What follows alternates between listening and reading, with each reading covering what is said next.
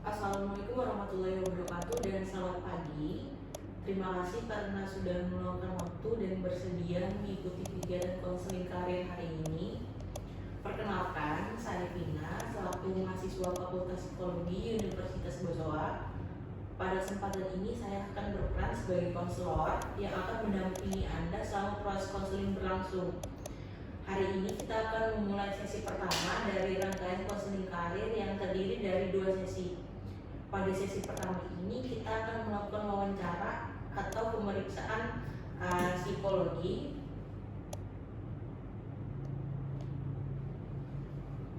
melalui tanya jawab untuk memahami kondisi diri Anda terkait rencana pendidikan atau karir. Informasi yang diperoleh pada sesi ini akan menjadi dasar untuk pembahasan pada sesi kedua yang akan dilaksanakan pada hari lain selain dengan kesepakatan bersama. Pada sesi kedua nanti kita akan bersama-sama membahas hasil dari sesi pertama, mengeksplorasi alternatif pilihan karir dan juga menyusun langkah-langkah yang akan kita lakukan sesuai dengan potensi dan tujuan yang ingin dicapai. Oleh karena itu saya berharap Anda dapat berkomitmen untuk mengikuti kedua sesi ini hingga selesai agar proses konseling dapat berjalan sesuai secara utuh dan tujuan yang diharapkan dapat tercapai. Sebelum kita mulai, saya ingin menyampaikan bahwa seluruh informasi yang Anda berikan selama proses konseling akan dijaga kerahasiaannya dan hanya digunakan untuk keperluan praktikum akademik. Tidak ada jawaban benar atau salah, sehingga saya berharap Anda dapat menceritakan apa yang benar-benar Anda rasakan dan pikirkan dengan jujur dan terbuka. Apabila di tengah proses nanti ada pertanyaan yang membuat Anda kurang nyaman, Anda berhak untuk menyampaikan atau meminta penjelasan terlebih dahulu. Apakah Anda bersedia mengikuti proses konseling ini sampai dengan sesi kedua? Ya Kak, saya bersedia. Apakah ada hal yang ingin ditanyakan sebelum kita mulai? Kalau untuk sekarang saya rasa tidak. Jika tidak ada, kita mulai sesi ini. Oke, bagaimana kabarnya hari ini? Kalau kabar hari ini baik Kak. Baik, oke. Bagaimana kegiatan sekolah akhir-akhir ini? Kalau kegiatan sekolah saya akhir-akhir ini tuh kan sekarang sudah masuk masa libur. Cuma karena mungkin dibilang tergabung dalam organisasi, jadi dipadatkan sama yang namanya latihan untuk penampilan untuk menyambut FLSK. Bisa diceritakan lebih spesifik lagi? Contohnya saya kan di sini tergabung sebagai majelis permusyawaratan kelas. Di sini kan kami menampilkan semacam dance begitu, bagaimana apa sih yang dapat menarik anak-anak supaya anak-anak ini tertarik dengan organisasi kami, bagaimana supaya mereka bisa masuk ke organisasi kami. Jadi kadang kalau dalam waktu 1 bulan ini kan kami persiapan seperti latihan, bahkan kami sampai bikin berbagai konten-konten. Konten-kontennya itu kami usahakan bisa dibilang konten yang terbaru, unik, dan tentunya bisa dibilang apa sih yang menjadi minat dan bakatnya anak-anak supaya mereka bisa tergabung dalam organisasinya kami. Jadi memang untuk saat ini kami dipadatkan untuk menyambut mereka Kak. Oke, sekarang duduk di kelas berapa ya? Kalau saya sekarang sudah memasuki masa kelas 12. Kelas 12. Itu kalau di sekolah itu kan biasanya ada jurusan IPS, ada IPA, ada bahasa. Sedangkan kamu itu di jurusan apa? Sebenarnya kan awalnya saya mau ambil IPS kan. IPS. Cuma sekarang setelah pergantian kurikulum menjadi kurikulum merdeka. Iya, kurikulum merdeka. Sekarang ini di sekolah saya mungkin menjadi salah satu dari sekolah yang sudah menerapkan mapel pilihan. Jadi konsepnya itu waktu kami naik kelas 11, ini kami kan dibagikan semacam 5 angket. Nah, dalam 5 angket ini berisi banyak pertanyaan. Kira-kira minat dan bakat kita apa? Apa sih mapel yang mau kita ambil? Kalau saya itu sekarang mapel peminatan yang saya pilih itu geografi. Biografi. Oh, ada apa aja nih? Kan ada 5 nih. Iya. Ada apa? Boleh disebutkan? Yang pertama itu kalau yang saya pilih ada geografi, bahasa Jepang, informatika, sama fisika. Oh, Iya, mapel peminatannya seperti mau penjuruan kemana? Oh, saya kira kurikulum Merdeka itu kayak misalnya nih, dari kelas 10 itu kan biasanya ada IPA, IPS, bahasa kan, ada 3. Terus pas naik ke kelas 11 itu mulai nih peminatan kira-kira maunya menjurus kemana nih, ke IPA atau IPS. Terus pas nanti kelas 12 baru kita masuk ke mapel yang kita minati begitu, bukan begitu ya? Bukan begitu kan, mungkin memang ada beberapa yang berbeda nih dari tiap sekolah. Ada yang berbeda. Tapi minatnya memang ke jurusan itu apa? Geografi. Kalau dibilang geografi yang saya sekitar suka, tapi kalau dibilang mau mendalami, saya jujur mau mendalami PPKN sama bahasa. PPKN. Oh, mau PPKN. Iya. Pelajaran apa yang paling disukai? Kalau sekarang saya paling suka itu pelajaran bahasa Indonesia. Bahasa Indonesia. Kemudian pelajaran apa yang paling tidak disukai? Kalau paling tidak disukai mungkin seperti kebanyakan siswa-siswa yang lain kan, Matematika ya. Oke. Bagaimana hubungan dengan teman-teman di sekolah? Kalau hubungan saya dengan teman-teman, Bestie biasanya. oh bestie, bisa bilang akrab-akrab saja. Cuma mungkin terbilang saya orangnya agak friendly, jadi lebih banyak lah kenalan, lebih banyak teman dibanding bisa bilang terlalu akrab. Lebih Ya, lebih banyak relasi. Kemudian untuk hubungan dengan guru nih bagaimana? Ini kan sudah dari teman, terus guru bagaimana? Kalau dibilang hubungan dengan guru, bisa bilang agak baik. Kenapa saya bilang begitu? Pertama kan bisa bilang saya anak organisasi, jadi sudah jelas dapat kepercayaan dari guru. Otomatis kadang kalau saya mau bertanya seputar event organisasi atau bahkan lomba, kadang saya langsung bertanya dan mereka baru mereka itu langsung menjawab jika saya kak. Kayak memang mungkin agak dibilang agak akrab, agak dekat lah.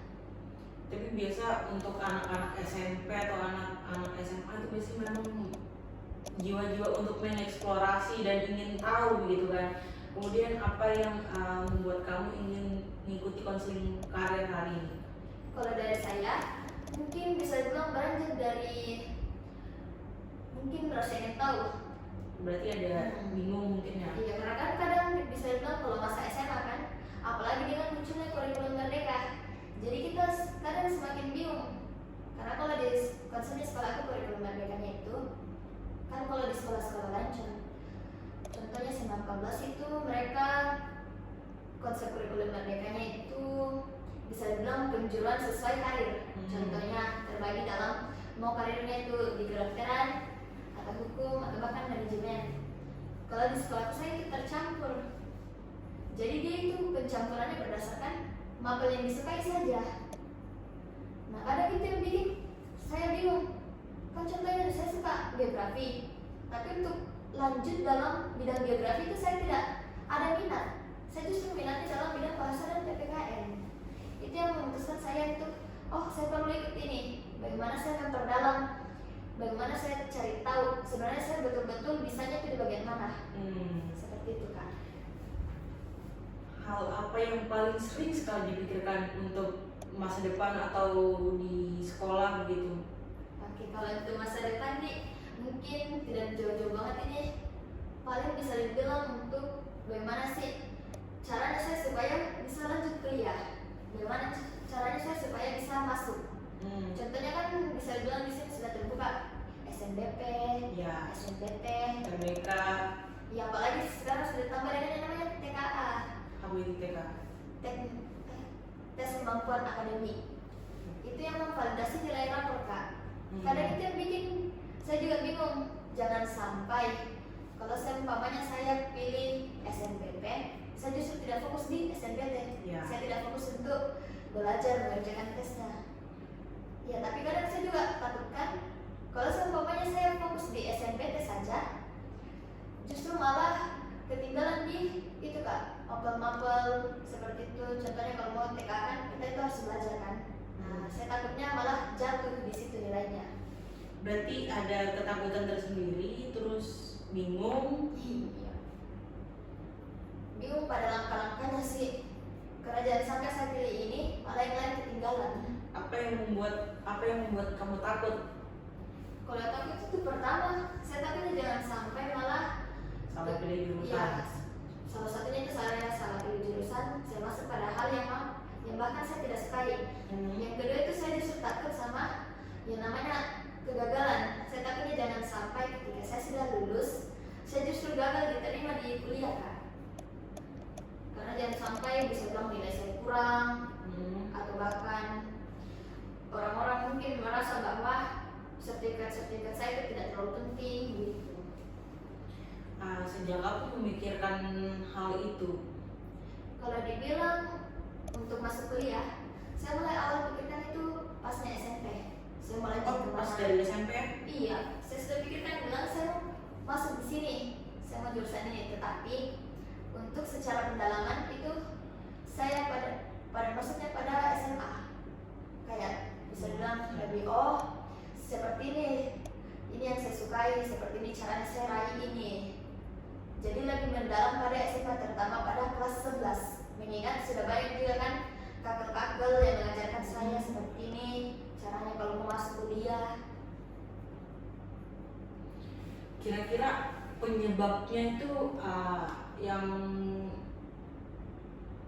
apa penyebab kamu mulai memikirkan hal itu? Bisa dibilang kalau penyebabnya kenapa saya pikirkan, karena kan kadang juga biasa kalau anak-anak SMA sekarang masih sama zaman-zamannya waktu-waktunya itu mungkin pada main-main dengan seperti itu tadi yang kita bilang, mengeksplorasi lebih dalam apa-apa saja sih yang kita sukai begitu. Cuma mungkin kadang kekhawatiran saya tersendiri tuh karena memang takutnya itu gagal, jangan sampai saya ditolak sama kuliah. Itu yang bikin saya merasa bahwa saya harus tetap bisa kejar ini, saya harus bisa pelajari banyak hal. Seperti itu Kak. Tapi ada bingung memilih jurusan nggak sih? Kadang itu Kak. Berarti iya ya. Mulai kan tadi saya bilang saya sudah memikirkan mulai dari SMP. Waktu SMP itu kan saya bilang, saya mau masuk kedokteran. Ternyata ketika saya mulai masuk di SMA, bisa dibilang nilai biologi sama kimia itu rendah sekali. Yang tinggi malah nilai IPS seperti bahasa. Makanya bisa dibilang, apa sih yang bisa saya raih dari mempelajari ilmu bahasa ini? Dan mungkin juga sudah banyak bisa dibilang kayak perlombaan yang paling masuk di FYP-nya saya itu Model United Nations. Itu seperti lomba-lomba diplomasi Kak. Dan saya rasanya bilang di situ, saya suka ini, saya kan bidangnya suka bahasa, memang saya suka berbicara, terlebih yang namanya public speaking. Maka dari itu saya coba cari, kalau seumpamanya saya tekuni ini bidang, kira-kira karir yang bisa saya tempuh itu apa? Dan saya dapatkan itu seperti diplomat Kak. Nah, ketika ini memasuki diplomat ini, dari yang saya baca dan saya harus itu kita harus masuk yang namanya hubungan internasional kan Kak? Ya, HI. Tetapi ketika saya mempelajari HI itu seperti apa, saya bisa bilang temukan sedikit kekecewaan. Kenapa itu? Karena bisa bilang ini HI. HI ini kan memang dia dipersiapkan untuk masuk dalam ranah diplomasi, diplomat. Tetapi setelah saya cek pada jenjang karirnya itu diplomat itu terbilang susah Kak. Kenapa? Bisa dibilang diplomat itu dia tidak terlalu banyak peluangnya, tidak terlalu luas lingkup kerjanya. Terlebih bisa dibilang itu yang bisa kerja di diplomat, contohnya Kemenlu itu orang-orang yang punya pengalaman tinggi. Seperti itu tidak cocok untuk saya, tipikal orang yang mau langsung kerja. Makanya itu sekarang saya fokuskan kira-kira apa sih yang tetap bisa masuk ke diplomat, tetapi saya juga bisa bilang punya peluang karir yang lain. Jadi ada rasa kebingungan, terus kan niatnya memang mau di diplomat cuma karena memikirkan prospek kerja ke depannya, begitu kan agak susah. Jadi memang pilihan jurusan apa sih yang ada di pikiran pada saat ini? Diplomat itu, atau bisa diceritakan? Iya, kalau diplomat itu kan tadi sudah saya bilang saya pikirkan HI, cuma HI ini kayaknya tidak terlalu memungkinkan. Maka dari itu kadang saya cari apa sih yang tetap bisa bikin saya masuk di diplomat tapi punya jenjang karir lain. Dan saya dapatkan itu hukum. Hukumnya itu hukum kan terbagi. Untuk sekarang ini saya meneliti di bagian hukum internasional. Hukum internasional. Ya, supaya bisa tetap dapat di diploma. Oke, bagus. Seperti itu. Kenapa memilih jurusan itu? Kalau dibilang jurusan hukum, mungkin dibilang pertama, banyak orang bilang hukum itu menarik. Ya kan? Yang kedua juga bisa dibilang, tadi juga saya bilang bahwa saya minat dalam berbahasa, apalagi public speaking. Dan saya rasa terlebih juga dalam hukum kan memang membutuhkan tipikal orang yang lancar berbicara, tahu apa sih yang harus diomongkan. Terlebih juga dalam hukum itu memang butuh penalaran yang tinggi, penalaran kritis, dan saya merasa bahwa saya ini memang tepat untuk bergabung dalam ini. Meskipun memang kadang ada rasa bingung juga kan, saya ini mau masuknya dalam bidang apa, hukumnya hukum apa, hukum pidana, hukum perdata, atau hukum internasional, seperti itu Kak. Dan mungkin memang beranjak dari bahwa saya merasa bahwa saya cocok di sini di hukum, jadi mungkin ada baiknya saya meneliti lebih lanjut bahwa saya perlu masuk di hukum. Kalau nih ternyata salah memilih jurusan, menurutku apa yang akan terjadi? Kalau saya anggaplah saya pilih jurusan, saya masuk di hukum DIKA, baru ternyata saya tidak terlalu suka di dalam. Itu kan salah satu takut jurusan juga, salah jurusan. Mungkin yang saya lakukan pertama, saya pasti telisik dulu kenapa dari awal saya pilih ini, apa sih yang menyebabkan saya betul-betul menggebu-gebu maunya di sini. Yang kedua, pasti bakalan saya bicarakan dengan orang-orang lain, kira-kira kalau seumpamanya anggaplah kakak begitu di posisi yang sama kayak saya, apa sih yang bakalan dilakukan. Dan mungkin dari berbagai jawaban-jawaban orang-orang, mungkin itu yang akan saya coba telisik lebih jauh, akan coba saya renungkan kembali, dan mungkin akan saya coba carikan solusi. Mengingat mungkin dibilang susah juga kalau mau pindah jurusan kan Kak. Jadi pasti kemungkinan besar saya bakalan coba untuk bertahan, coba cari bagi kesukaan baru dalam bidang hukum ini, dan akan terus saya jalani sampainya saya lulus, seperti itu kan. Misal nih, kalau ternyata salah pilih jurusan nih, hal itu akan berdampaknya ke siapa? Kalau dibilang saya salah pilih jurusan, mungkin paling besar pasti berdampak ke saya, karena kan saya yang alami, menjalani. Yang kedua juga mungkin pada orang tua saya mungkin, karena kan pasti saya ceritakan bahwa saya merasa seperti ini, dan tentunya jangan sampai mendapatkan kekecewaan dari orang tua bilang, kamu kan yang pilih ini, kamu yang maunya di sini, kenapa malah kamu jatuhnya ujung-ujungnya malah tidak suka, seperti itu. Berdampak pasti mereka juga. Kenapa takut mengecewakan orang tua? Karena bisa dibilang orang tua kan betul-betul maunya saya kuliah dan jadi kuliah. Saya juga sudah utarakan ke orang tua bilang, mungkin bagusnya saya lanjut di sini. Kalau orang tua bilang, kenapa tidak coba jadi dosen kan? Coba jurusan lain begitu, karena takutnya saya gagal. Jadi seperti itu Kak. Mungkin bisa bilang orang tua kan maunya saya kuliah tapi dalam jurusan yang lain yang lebih aman. Sedangkan saya pilihnya ilmu hukum. Sedangkan mereka juga takutnya bahwa jangan sampai malah, kalau hukum kan bisa bilang juga sudah ditanda tanyakan bahwa ini penganggurannya akan tinggi, bahwa peluang kerjaan juga akan sudah dimasuki banyak orang lain kan. Apa yang membuat kamu yakin kalau di hukum itu banyak penganggurannya? Bisa dibilang dari berita-berita, bahkan banyak yang sudah bilang. Contohnya saja, ada temanku, dia punya kenalan ini lulusan hukum juga, cuma bisa bilang dia susah sekali dapat kerja Kak. Apalagi sekarang kan sudah banyak orang yang memang mau juga hukum, sedangkan ini di Indonesia saja bidang hukum ini bisa dibilang tidak terlalu luas Kak. Kalaupun memang ada, itu butuh spesialisasi yang lebih tinggi. Seperti tadi, butuh pengalaman kerja yang lebih tinggi lagi. Mau masuk ke HI tapi mau juga masuk hukum, kan sama-sama ini public speaking ya. Jadi karena mengingat di HI tadi harus ada pengalaman atau prospek kerja yang bagus, jadinya bagaimana caranya supaya dapat juga di vibes di HI, terus bagaimana juga supaya tidak ada supaya prospek kerja juga enak gitu. Jadi memang arahnya mau ke hukum tapi di bagian internasional, hukum internasional. Kemudian kenapa harapan orang tua itu begitu penting bagi kamu?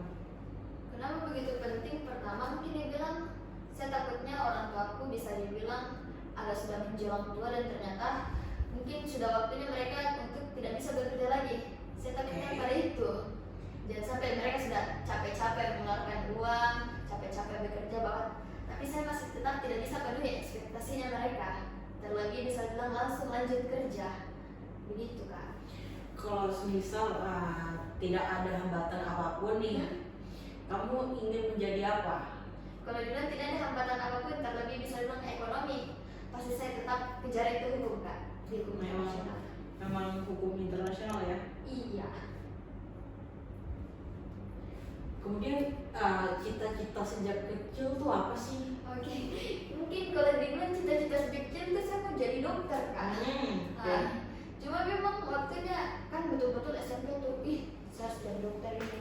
Saya pelajari itu kan semua bagaimana itu caranya masuk dokter, kuasnya, berapa lama. Cuma memang tadi yang saya bilang juga, pas saya masuk ke SMA, ternyata tidak sesuai ekspektasi saya. Ternyata memang saya kurang dalam bidang biologi. Seperti itu Kak. Apa yang membuat kamu tertarik? Apa yang membuat kamu tertarik di jurusan itu? Di jurusan apa? Di kedokteran kan tadi sempat nih menggebu-gebu mau jadi dokter. Apa nih yang membuat kamu tertarik pada jurusan itu? Kalau dibilang yang bikin saya tertarik di dokter kan, yang pertama mungkin kan kadang sekarang era globalisasi, jadi sudah banyak ya yang muncul-muncul itu di FYP, terlebih dibilang jurusan-jurusan itu yang bisa dibilang yang bikin saya tertarik bahwa oh dokter itu keren, dokter itu kerjanya bagus sekali, bahkan bisa bilang dipandang sama masyarakat seperti itu Kak. Itu yang bikin saya bilang oh, apalagi gajinya juga bagus kan, bagus spesialisasi, jadi oh bagus ini kalau saya masuk di dokter. Terlebih orang tua juga bisa bilang tidak masalah kalau kamu bisa. Berarti memang dapat dorongan dari orang tua. Ternyata pas dicoba ada beberapa mata kuliah yang memang kayaknya nggak cocok deh masuk di sini. Tapi ada mata pelajaran yang memang menonjol untuk diminatmu gitu kan. Pelajaran apa yang paling bagus nilainya? Kalau pelajaran paling bagus nilainya itu pasti bahasa Indonesia. Bahasa Indonesia. Karena dia selalu meningkat. Kalau dinilai ke PHK itu untuk sekarang itu darinya kelas 1 itu pas nilai tertinggi itu 94, naik sekarang sudah sampai 97. Bagus ya. Bahkan yang semester lalu saya dapat 98, itu kan nilai tinggi banget. Menurutmu apa kelebihan yang kamu miliki? Kalau ditanya kelebihan, mungkin kelebihan yang jarang sekali kadang orang-orang bisa dapatkan kalau tanpa belajar, itu pasti public speaking, berbicara. Public speaking. Iya. Terutama mungkin saya juga dipercaya untuk menjadi MC. ketua. Iya. Kadang juga menjadi MC. Kalau untuk sekarang saya sedang meniti dipercaya menjadi ketua MPKI kita. Mungkin bilang karena kemampuan berbicara juga dan tentunya bagaimana bernegosiasi dengan orang lain untuk mencapai kesepakatan. Kalau teman-teman mendeskripsikan diri kamu nih, mereka biasanya mengatakan apa? Kalau deskripsikan saya, mereka pasti bilang itu seorang yang mudah sekali bergaul. Baru kadang juga terlalu ekstrovert dan kadang jarang marah. Seperti itu mungkin karena terlalu friendly juga mungkin ya. Prestasi apa yang pernah kamu raih? Boleh dijelaskan atau diceritakan mungkin nih prestasi? Kalau untuk prestasi mungkin prestasi akademik dulu, itu saya biasa raih 3 besar, pasti 3 besar dari SD. Dari SD? Iya, bahkan sampai sekarang. Setelah itu saya juga ikut dalam yang namanya bidang OSN. Nah, yang tadi saya juga ambil bidang OSN geografi, karena sudah saya tanya juga guru kan, itu OSN-nya OSN seperti apa saja yang bidangnya. Ternyata ada di geografi, jadi makanya saya pilih geografi. OSN? Iya. Terus ada dalam prestasi non akademik kan. Kalau non akademik ini saya baru saja ikut yang namanya Unlot by Universe dari Fajar. Itu bisa dibilang saya terpilih menjadi top tim dari sekolah saya, mewakili sekolah saya. Dan bahkan setelah dipertemukan dalam 21 sekolah ini, di 201 orang, saya pun juga terpilih menjadi top 10 mereka, top 10 delegate, bisa bilang di peringkat-peringkat teratas kan, masuk dalam jajaran 10 besar. Itu kan menjadi satu kebanggaan terbesar buat saya. Saya juga bahkan pernah ikut yang namanya lomba resensi buku. Cuma memang mungkin masih belum lolos, tapi mungkin bisa dibilang menjadi kesempatan yang bagus untuk saya karena bisa membuka relasi lebih banyak lagi ke sekolah-sekolah. Dan mungkin untuk prestasi yang paling membanggakan untuk saya saat ini itu dalam bidang organisasi. Untuk sekarang bisa bilang saya punya beberapa jabatan di organisasi-organisasi lain. Contohnya kayak tadi NPK di sekolah saya menjabat sebagai ketua. Terus ada himpunan keagamaan di sekolah saya juga, saya menjabat sebagai sekretaris. Dan yang paling membanggakan untuk saya saat ini, saya bisa tembus di forum MPK nasional. Bahkan saya bisa menjabat sebagai sekretaris umumnya, Kak. Saya rasa itu sangat membanggakan untuk saya karena memang saya ini dari Sulawesi, dari daerah yang bahkan bisa bilang mungkin orang-orang luar tidak kenal. Bahkan saya bisa bawa nama daerah ke nasional. Kegiatan apa yang paling bersemangat nih bagi kamu? Kegiatan apa biasanya? Kegiatan yang paling bikin saya bersemangat kan bisa dibilang seperti ini, Kak, yang lomba-lomba begitu tapi sambil berbicara. Bahkan sampai mengeluarkan ide-ide. Mungkin yang untuk sekarang itu seperti parlamen remaja kan. Nah, di situ saya sangat menggebu-gebu. Kenapa? Karena dia di situ ditampilkan namanya CV. Apa-apa saja yang sudah kita raih, apa-apa saja yang sudah kita lakukan. Terlebih bisa bilang kita diminta tuh buatkan ide yang betul-betul menarik dan tentunya bisa dilaksanakan. Itu yang paling saya sukai. Terlebih kita juga bikin video kan dalam berbicara juga. Seperti itu. Dalam memilih pekerjaan nanti nih, apa yang paling penting menurut kamu?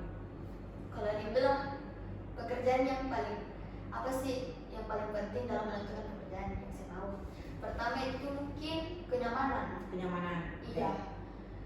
Pasti saya cari tahu dulu. Ini apa sih yang mereka tawarkan, feedback apa yang dapat mereka berikan ke saya. Kalau saya kerja di sini selama ini, apa yang akan saya dapatkan? Setelah itu, kayak tadi Kak, kenyamanan dan feedback dari mereka. Yang kedua pastinya gaji. Gaji ya. Iya, karena jangan sampai kan bisa bilang kita sudah kerja mati-matian ternyata gajinya tidak seperti itu. Tidak bisa bilang tidak pas dengan apa yang sudah kita lakukan. Seperti itu, Kak. Apakah orang tua memiliki harapan tertentu terhadap pilihan karir kamu pada saat ini? Kalau dibilang punya harapan tertentu, iya. Kalau dari orang tua itu kan mereka tadi kan saya juga tadi bilang bisa dibilang itu jurusan yang saya mau dan yang mereka harapkan itu berbeda. Orang tua maunya apa? Kalau orang tua dia maunya saya mendalami dalam bidang pendidikan. Iya, contohnya supaya saya bisa menjadi yang namanya dosen. Ya mereka maunya saya dosen. Kenapa? Karena kalau saya lanjut S2 kan dan mereka masih sanggup untuk membayar, saya bisa kerja di dosen, Kak. Seperti itu. Dosen kan banyak nih, sama jurusan pendidikan juga banyak. Tapi mengarahnya kemana nih? Entah itu ke biologi kah, atau ke guru SD kah, atau apa? Bisa dibilang kalau orang tua mungkin itu tidak terlalu paham juga kan. Dosen itu mau dosen yang mana? Mereka tanya bilang dosen saja. Cuma mungkin saya sudah agak bujuk mereka. Mungkin kalau seumpamanya masih diberikan mereka juga kesempatan dan saya juga untuk tetap melanjutkan pendidikan di hukum, saya mau coba ambil dosen di bidang hukum di bagian S2 kan. Lanjut seperti itu.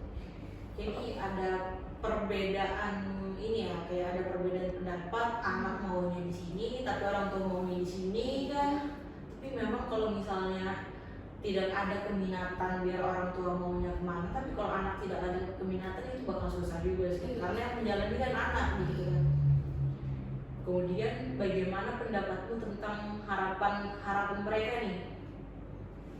Kalau dibilang pendapatku sama harapannya, mereka mungkin dibilang kayak aduh mungkin takutnya ini bagaimana nanti nih, takutnya jangan sampai saya tidak bisa penuhi ekspektasinya mereka. Tapi setelah dipikir juga jangan sampai malah saya justru korbankan diriku sendiri. Kalau berbeda pendapat dengan orang tua, apa yang biasanya terjadi? Kalau kalau dibilang perbedaan pendapat sama orang tua, contohnya tadi itu jenjang karir. Kadang biasanya mungkin kayak orang tua aku bilang, oh ambil saja yang ini, tapi saya tetap ngotot mau ini kan. Kalau kadang biasanya saya carikan solusi kayak penengah tadi. Kayak tadi mereka bilang mau saya mau jadi, mereka bilang sebaiknya saya jadi dosen, sedangkan saya bilang saya mau tetap jadi hukum. Kayak tadi saya carikan solusi, bilang, jadi dosen di bidang hukum saja kan bisa. Gitu. Tapi untuk kita lihat dulu dari pengaruh lingkungan nih, apakah teman-teman itu mempengaruhi pilihan kamu? Kalau dibilang mempengaruhi, bisa dibilang tidak terlalu mempengaruhi, cuma memang pasti ada sedikit pengaruhnya. Contohnya seperti apa, kayak Ikut-ikutan teman. Ikut-ikutan teman, mereka bilang kayak, ih bagus gini kalau kamu masuk di sini, ih karena kan kamu itu pintar berbicara, jadi mending kamu ikut ini, bagus gini, seperti itu. Ada bisa bilang mereka percayakan pada saya untuk saya ikuti, seperti itu kan. Jadi bisa bilang kayak, oh ya temanku percaya dengan saya, pasti mereka juga paham bahwa oh sepertinya ini saya memang bisa, jadi saya langsung terobos saja. Apakah ada tokoh yang menjadi panutanmu nih saat ini? Kalau tokoh yang menjadi panutan saya saat ini apa ya? Oh, bisa kan mungkin Najwa Shihab, karena saya suka bagaimana caranya menalar dan tentunya bagaimana dia berbicara, bahkan mengutarakan ide-idenya, persoalan-persoalan yang ada di kepalanya, seperti itu kan. Siapa yang paling berpengaruh dalam keputusan kamu? Keputusan yang seperti apa itu kan? Misal dalam pemilihan karir nih, siapa yang paling berpengaruh dalam keputusan itu? Orang tua kah? Siapa kan dirimu sendiri kah? Kalau untuk dibilang keputusan, pasti tentunya saya kan, karena kan bisa bilang, oh saya ini yang akan jalan, jadi pasti saya mulai dari awal itu saya tentukan harus seperti ini, langkah-langkahnya seperti ini. Jadi memang keputusan terbesarnya yang paling berpengaruh tetap diri saya. Menurutmu apa hambatan terbesar? Kalau hambatan terbesar saat ini itu bisa bilang contohnya ya Pak, dan memang bisa dibilang selalu menjadi kendala terbesar bagi siswa-siswa SMA. Contohnya nih kalau kami mau SNBP kan, tembak SNBP, itu untuk sekarang itu yang paling membuat mereka takut itu TKA. Takut bahwa oh ini TKA ini sangat-sangat susah. Bahkan bisa dibilang kayak apa yang mereka pelajari itu bisa dibilang lain, sedangkan yang masuk juga lain. Terlebih untuk sekolah saya bisa dibilang di bagian daerah pinggir kota Makassar kan, itu jangan sampai malah bisa bilang kayak kampus-kampus ternama itu tidak melirik kayak saya kan.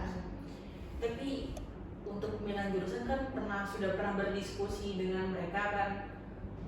Terus tanggapan mereka pada saat itu ya kamu kan memilih jalan tengah nih. Apa yang membuatmu kurang percaya diri biasanya? Kalau dibilang kurang percaya diri, tadi saya takutnya kayak itu tadi, jangan sampai saya tidak bisa penuhi ekspektasinya mereka. Terlebih bisa bilang kalau menyangkut yang namanya biaya kuliah kan. Ada permasalahan ekonomi. Iya. Pernah mengalami kegagalan sebelumnya? Wih, sering sekali. Bisa diceritakan? Contohnya seperti ini prestasi akademik kan Kak. Kalau bilang kegagalan saya yang paling sering itu di tahun lalu. Pertama saya coba daftar, ini kan memang saya ikut-ikut lomba begini supaya saya dapat sertifikatnya, bisa bilang dilirikkan sama kampus-kampus. Saya coba daftar di SMA, ditolak. Saya coba lagi daftar di Parlemen Remaja, ditolak lagi. Saya coba lagi daftar di NFL kota terbaik di UGM, ditolak juga lagi. Oh ditolak? Ditolak terus. Ditolak? Oh. Iya, bahkan sekelas yang saya juga pernah lomba di Yamaha kan, ternyata saya tidak menang. Jadi mungkin dibilang kayak kegagalan saya paling sering itu di tahun lalu. Tapi berpengaruh nih sampai sekarang? Bisa dibilang berpengaruh sih. Kalau dibilang pengaruh negatifnya itu bisa dibilang kayak kadang saya merasa takut. Intinya contohnya kayak tadi saya juga mau ikut Parlemen Remaja saat ini. Kadang saya pikir sama jika sebelumnya saya ikuti lagi nanti kayak tahun lalu lagi pasti bakalan gagal lagi. Tapi untuk sisi positifnya, pertama saya lebih dikenal sama guru-guru di sekolah. Bisa dibilang mereka juga bahkan banyak membantu saya memberikan informasi-informasi. Oke. Dan tentunya juga yang kedua itu bisa bilang saya lebih banyak relasi saya jadi lebih banyak bertambah pengetahuannya. Dan yang ketiga itu saya juga bisa bilang lebih banyak dapat yang namanya pengalaman. Contohnya mungkin bisa bilang saya pede sekali nih tahun tuntas sekali berbicara, ternyata masih ada kekurangan. Makanya di tahun ini saya ikut yang namanya ini kelas berbicara, dan bahkan malah bisa bilang meningkatkan kemampuan saya dalam berbicara, Kak. Itu kan sisi positifnya, bahwa oh ternyata dari kegagalan saya bisa lebih meningkat lagi ke depannya. Oke, dari pembicaraan hari ini saya menangkap bahwa adik Dea Iya. mata pelajaran yang paling disukai itu di geografi gitu kan, di bahasa Indonesia.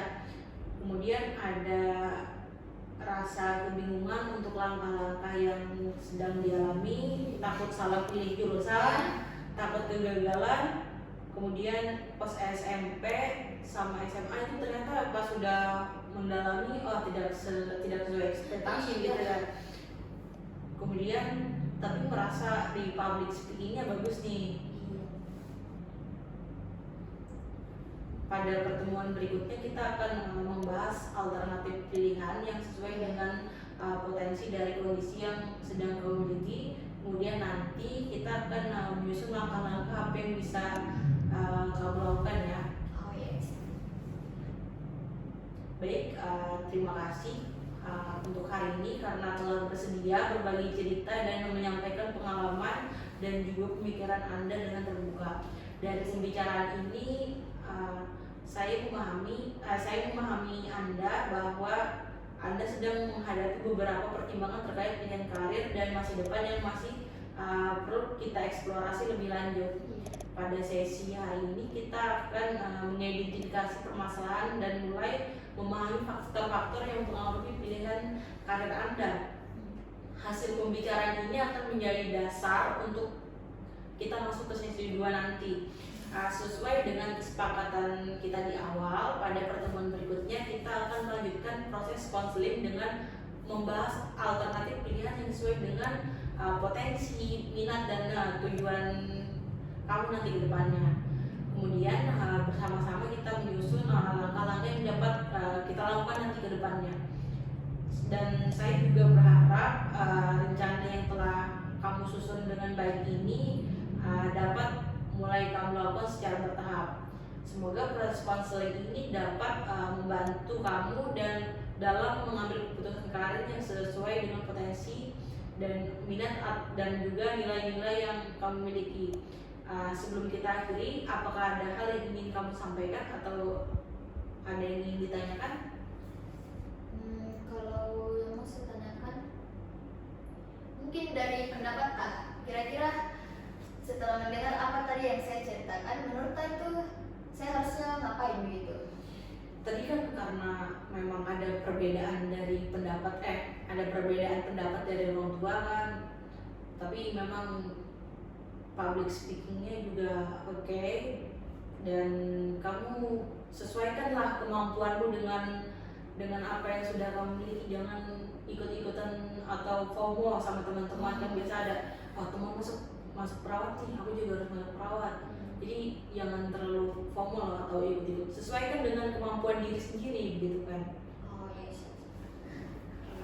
Jadi saya mengucapkan terima kasih atas kerjasama dan keterbukaan Anda selama proses konseling. Saya berharap Anda tetap berkomitmen untuk mengikuti sesi kedua nanti agar proses konseling ini dapat berjalan secara optimal.